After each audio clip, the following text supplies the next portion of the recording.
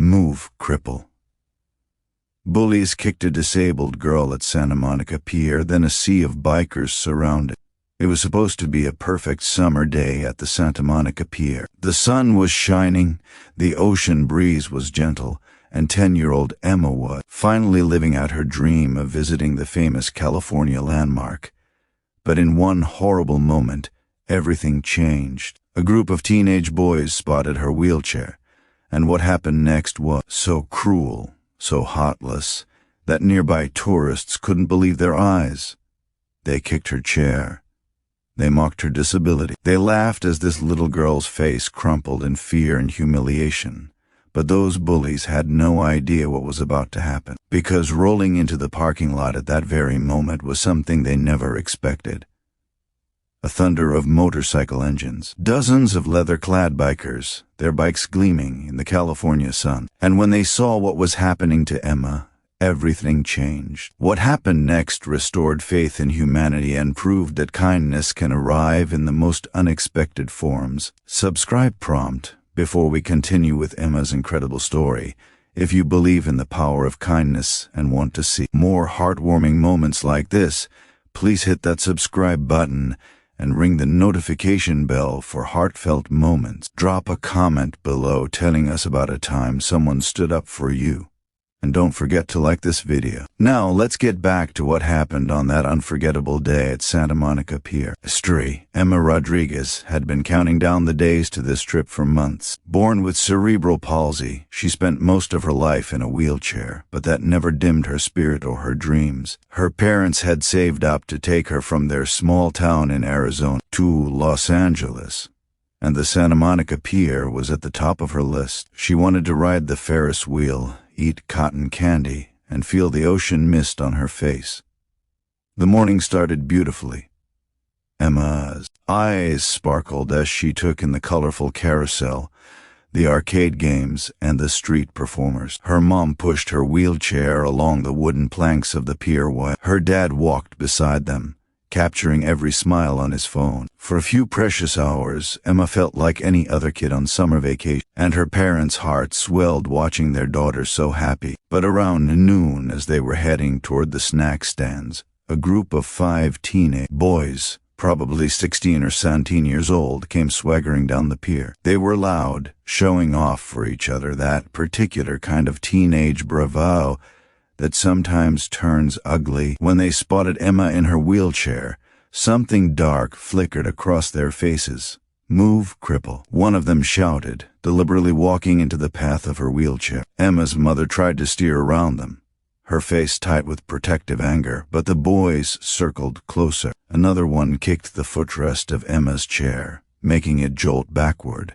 Emma let out a small cry of fear. "What's wrong? Can't walk away?"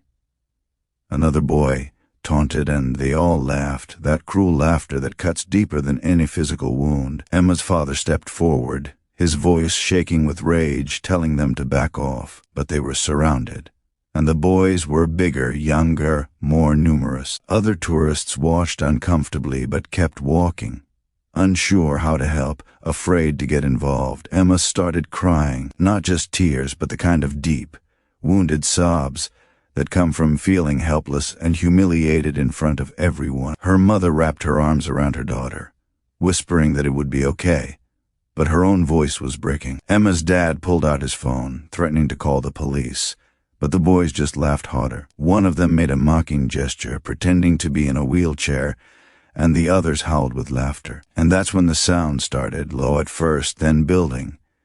The deep, rumbling thunder of motorcycle engines. Lots of them. The parking lot adjacent to the pier was suddenly filled with bikers. Not just a few, but dozens. They were part of a charity motorcycle club called Guardians of the Road, and they'd just finished a fundraising ride for children's hospitals. Their leather vests were decorated with patches. Their bikes were massive and chrome-covered, and to the teenage bullies, they probably looked terrifying. The lead biker, a man named Marcus, who stood about 6'4" with a gray beard and arms covered in tattoos, had parked his bike, and was walking toward the pier when he heard Emma crying. He turned to his fellow riders and said just 2 words, "Follow me." What happened next was something Emma would remember for the rest of her life. 47 bikers walked onto that pier in formation, their boots thundering on the wooden planks. They didn't run. They didn't shout.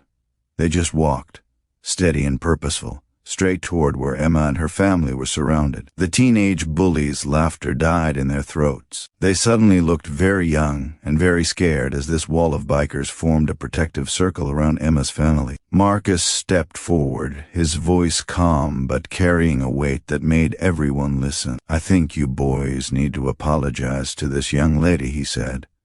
It wasn't a suggestion. The bullies stammered, suddenly trying to act like it had all been a joke.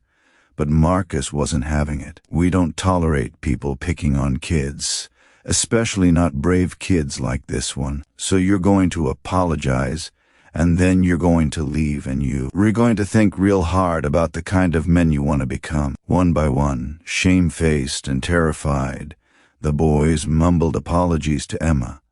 Then they scattered, practically running off the pier. The gathered crowd of tourists actually burst into applause. But the bikers weren't done. Marcus knelt down beside Emma's wheelchair, his tough exterior melting into the gentlest smile. "Hi there, sweetheart. I'm Marcus. Are you okay?" Emma nodded, wiping her tears, still overwhelmed by everything that had just happened. "You know what?"